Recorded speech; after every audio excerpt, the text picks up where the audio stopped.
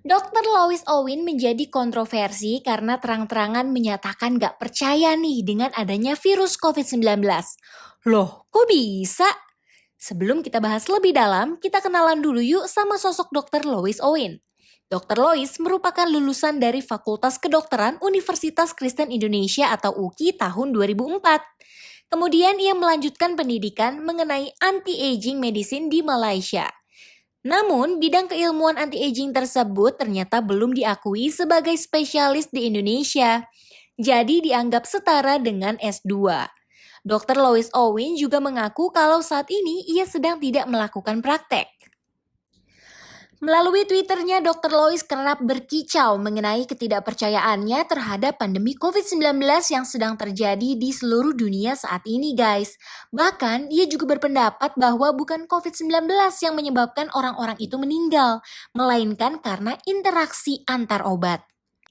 Padahal, seperti yang kita ketahui, Organisasi Kesehatan Dunia atau WHO pun mengakui adanya pandemi COVID-19 ini di Indonesia maupun di dunia. Bahkan update terkini per 7 Juli 2021, kasus baru positif COVID-19 di Indonesia mencapai 34.000 kasus. Tentu angka ini bukan angka yang kecil kan guys? Kebayang nggak tuh gimana kewalahannya tenaga medis kita?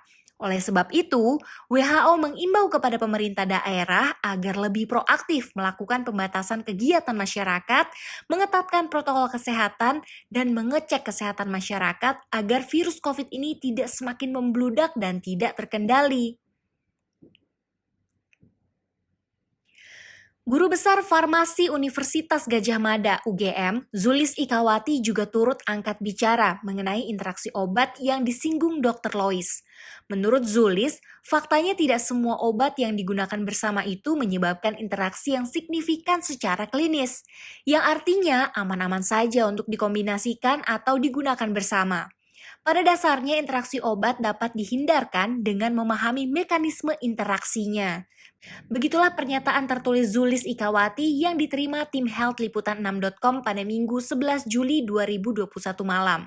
Selengkapnya bisa kamu baca di laman liputan6.com ya guys. Pernyataan Dr. Lois itu sontak membuat keresahan di masyarakat. Dan tak sedikit juga yang terusik. Salah satunya adalah relawan COVID-19 Dr. Tirta yang membuat surat terbuka untuk Dr. Lois agar mau memberikan klarifikasi serta bertanggung jawab atas semua pernyataannya. Namun Dr. Lois menolak nih guys.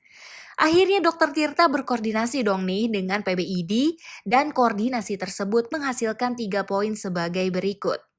Poin pertama adalah Dr. Lois tidak terdaftar di PBID dan STR sebagai dokter tidak aktif sejak 2017. Poin kedua, Lois tidak diketahui alamat dan lokasi persis domisilinya. Dr. Lois juga tidak praktik, tidak menangani pasien COVID-19, dan terlibat sebagai relawan pandemi. Yang ketiga, PBID dan Majelis Kode Etika Kedokteran atau MKEK mengundang Dr. Lois untuk hadir di kantor PBID Pusat guna mengklarifikasi pernyataannya mengenai kematian COVID akibat interaksi obat, anti masker, dan hinaan-hinaan kepada beberapa dokter. Sayangnya, Dr. Lois tidak mengindahkan undangan PBID guys. Karena kasus ini semakin meluas dan menjadi perhatian masyarakat, akhirnya kasus ini pun dilimpahkan ke Mabes Polri. Dr. Lois pun ditangkap pada hari Minggu jam 4 sore guna dimintai keterangan dan pemeriksaan lebih lanjut.